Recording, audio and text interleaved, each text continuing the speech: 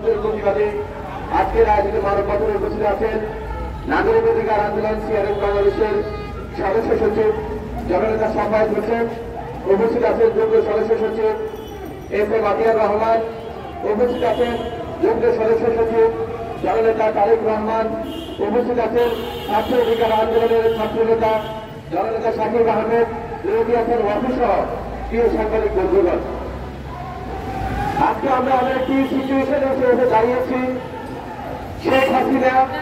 বিগত 2009 সাল থেকে 2024-এর 5 জুলাই গণঅভ্যুত্থানের 5ই আগস্টের গণঅভ্যুত্থানের 8 মুহূর্ত পর্যন্ত শেখ হাসিনা বাংলাদেশের প্রতিটি সেক্টরে যেভাবে তার দুর্নীতিবাদ দোষরদেরকে সেভিংস করে দিয়ে গেছেন, তাদেরকে বসিয়ে দিয়ে গেছেন, তাদের দোষরদের মাধ্যমে আজকে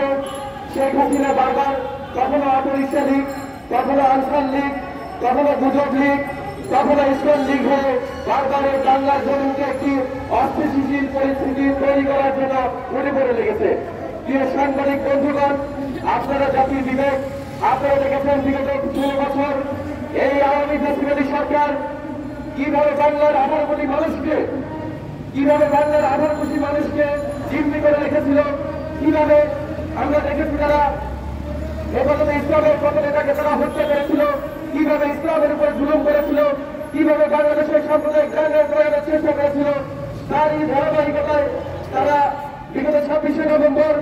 চট্টগ্রামের বিজ্ঞান আইনজীবী আমাদের ভাই, আমাদের কি সহযোদ্ধা, যিনি ফ্যাসিবাদ বিরোধী আন্দোলনে অত্যন্ত সামনের সারির নেতা ছিলেন, তাকে অত্যন্ত নৃশংসভাবে বৈশ্বিকভাবে হত্যা করা হয়। আপনারা মনে রাখবেন এই সাইফুল ইসলাম আলিফকে যখন জমা করা হচ্ছে তখন হিন্দুদের কথায় বলি দেওয়ার মতো তার পেছন থেকে জমা করা হয়েছিল এবং হচ্ছে তাকে নৃশংসভাবে আপনার ছবিগুলো দেখেছেন কিনা আমি জানি না, ছবির মাধ্যমে প্রকাশ হয়েছে কিভাবে তারা এই বাংলাদেশকে একটি অস্থিতিশীল পরিবেশ তৈরির জন্য চেষ্টা করে যাচ্ছে। প্রিয় সাংবাদিক বন্ধুগণ, আজকে অত্যন্ত দুঃখজনক গ্রন্থনীয় আপনাদের কাছে বলতে হয়, বাংলাদেশের সরকারি আমাদের বেশিরভাগী দোষরা অত্যন্ত নির্দিষ্টভাবে এখন তাদেরকে মুখোশের আড়ালে চলে গেছে। আমরা যদি দেখবো যে বিগত 14 অক্টোবর এবং 19 অক্টোবর বাংলাদেশ পোস্ট এবং দৈনিক সমকাল পত্রিকায় বাংলাদেশের তৎকালীন যুগ্ম সচিব, আইন মন্ত্রণালয়ের যুগ্ম সচিব স্বৈরাচারী ফ্যাসিস্ট আওয়ামী হাসিনার দোষর, ফারুক খানের দোষর, আইন মন্ত্রী আইসুল হকের দোষর, যুগ্ম সচিব শেখ গোলাম মাহবুবের বিরুদ্ধে কিভাবে তার দুর্নীতি এবং ক্ষমতার অপব্যবহার নিউজ প্রকাশিত হয়। আপনারা শুনে আশ্চর্য হবেন, সেই খবর প্রকাশিত হওয়ার পর নাগরিক অধিকার আন্দোলন, সিআরএম বাংলাদেশ এবং দুর্নীতি বিরোধী মঞ্চ আমরা একটি মানববন্ধন করি বিগত 25শে অক্টোবর এবং 11ই নভেম্বর এবং 13 নভেম্বর প্রধান উপদেষ্টা বাংলার সারাজী মিডিয়ার পর থেকে আমাদের নাগরিক অধিকার আন্দোলনের নেতা নেতৃবৃন্দকে আওয়ামী লীগ হাসিনার দোষররা তাদেরকে রাতের বেলায় ঘুমাতে দিচ্ছে না, সন্ত্রাসী পাঠিয়ে তাদেরকে হাতারি করা হচ্ছে। আমরা আজকে নাগরিক অধিকার আন্দোলন সিআরএম বাংলাদেশ এর দেশপ্রেমের সামনে থেকে বলে দিতে চাই,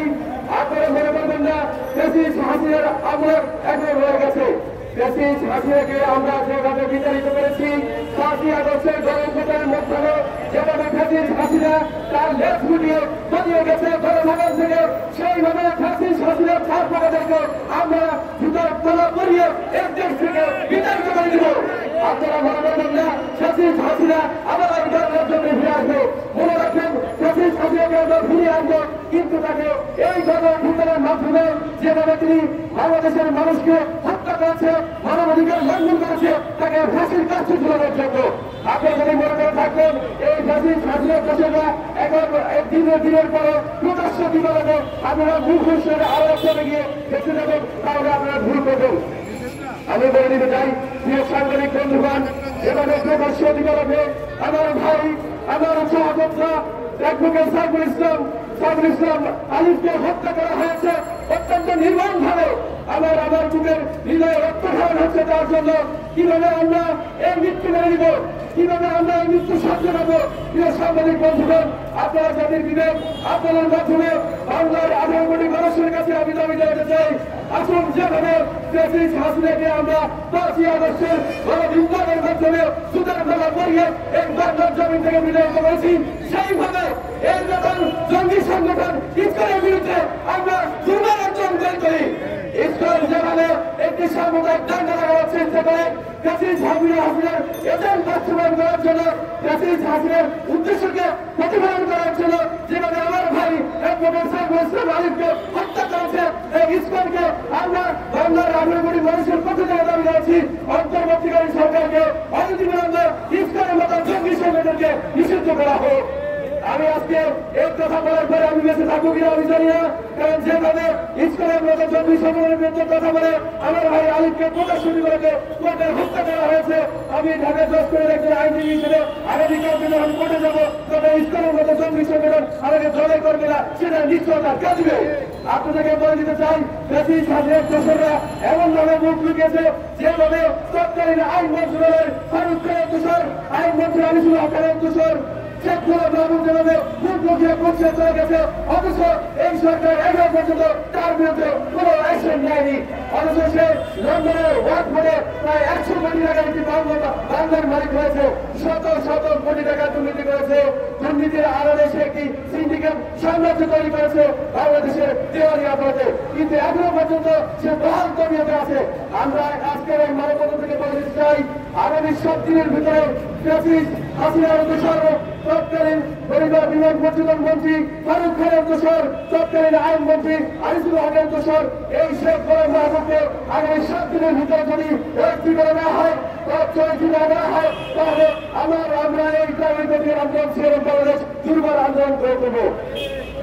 আমরা সরকারকে ধন্যবাদ দিতে চাই, ইতিমধ্যে সরকার এই ইসকন সদস্যদের জঙ্গি সংগঠনের 33 সদস্যকে গ্রেফতার করেছে, কিন্তু গ্রেফতার করলে হবে না। আমরা বলতে চাই দ্রুত বিচার ট্রাইব্যুনালের মাধ্যমে এই ইসকনের মতো জঙ্গি সংগঠনের সন্ত্রাসীদেরকে অবকাশে আছে তাদেরকে আইনের মাধ্যমে তাদেরকে যথোপযুক্ত শাস্তি দিতে হবে। অবশ্যই সেটি অবশ্যই দ্রুত বিচার ট্রাইব্যুনালের মাধ্যমে হতে হবে এবং অনতিবিলম্বে এই ইসকনকে নিষিদ্ধ করতে হবে। প্রিয় সাংবাদিক বন্ধুগণ,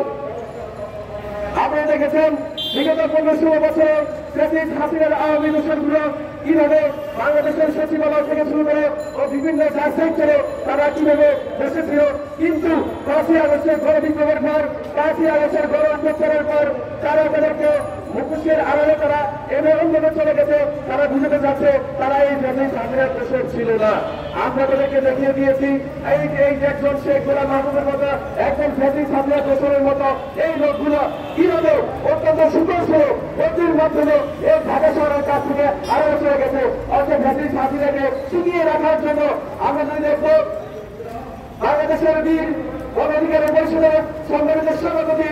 জননেতা বিপি নুরুল হক নুরু, অ্যাডভোকেট রুহুল কবির রিজভী, আমাদের আসিফ মাহতাব, আরিফ সোহেল, তাদেরকে যখন রিমান্ডের মতো অত্যাচার করা হতো এই প্রেসিডেন্ট হাসিনার সুন্দর শেখ গোলাম মাহবুবের মাধ্যমে, এবং আমরা দেখেছি যখনই আমরা আদালত বিরুদ্ধে হিংসাত্মক করতে যখন আমরা আমাদের আইনের শাসন প্রতিষ্ঠা আমরা বক্তব্য দিলাম, আমাদের কোনো কথা শোনা হতো না। আমাদের নাগরিক সিনিয়র অ্যাডভোকেট মাসুদ তালুকদার সাহেব ভাবে যখন আমরা আরিফ সোহেল সহ এই বিপি নুরুল হক নুরু, অ্যাডভোকেট রুহুল কবির রিজভী সম্পর্কে আমরা যখন আমরা তাদের সাবমিশন দেখতাম, তখন দেখতাম দিনের পর দিন কিভাবে তাদেরকে রিমান্ডে দেওয়া হতো। এই রিমান্ডে দেওয়ার পিছনে অত্যন্ত সিন্ডিকেট হিসেবে কাজ করেছে এই শেখ গোলাম মাহবুব। এই যে সেক্টরের যারা মুখোশের আড়ালে চলে গেছে, এদেরকে যতদিন পর্যন্ত অন্তর্বর্তীকালীন সরকার তাদের পদ থেকে অবসর না হবে ততদিন পর্যন্ত বাংলায় প্রতিদিন থেকে এরকম আলিমের মৃত্যু হবে। আমি বলে দিতে চাই অনতিবিলম্বে এসব প্রসঙ্গে চিহ্নিত করুন, তাদেরকে আইনের আওতায় আনুন এবং তাদের সকল সম্পত্তি বাজেয়াপ্ত করুন এবং তাদের বিদেশ যাত্রায় নিষেধাজ্ঞা জারি করুন। অনতিবিলম্বে আমার ভাই অ্যাডভোকেট সাইফুল ইসলাম আলিমের পরিবারকে এই সরকার ক্ষতিপূরণ দিতে হবে, তার পরিবারের পাশে দাঁড়াতে হবে। অনতিবিলম্বে ইসকনের এই মতো জঙ্গি সংগঠন অথবা আমাদের এই